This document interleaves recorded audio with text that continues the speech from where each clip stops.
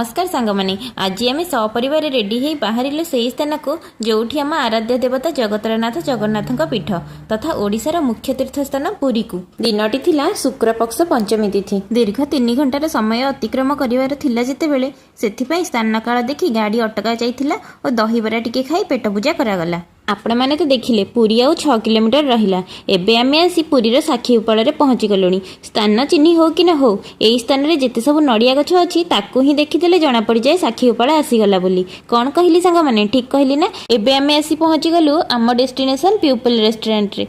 सेठी पहुंचु पहुंचु देखु गणेश पूजा पई केते सुंदर भाबरे सजैछंती। दुई छुआ को नहीं जाऊ जाऊ जणे आगे आगे पळे गलानी आउ जणे तळे सोई मुंडिया मारलानी।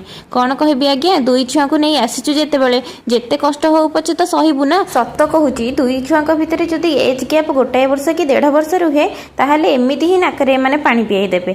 सेठु आसिकी आमे चेक इन करिया पूर्व आमको मिल जाइथिला टिके ठंडा ताको पी सारे कि आमे पळे आसिलु चेक इन करिया पई। एंट्री करू करू मु रूम रो कोणा अनुकोणा बुली पकेइथिली। मते तो रूम टा बहुत बढ़िया लागिथिला और स्पेशली तार बालकोनी। आ आगु को आमे कुआडे कुआडे बुलिया को गलु देखा हबो गोटे नेक्स्ट मिनी व्लॉग रे। से पर्यंत रहुची नमस्कार जय जगन्नाथ।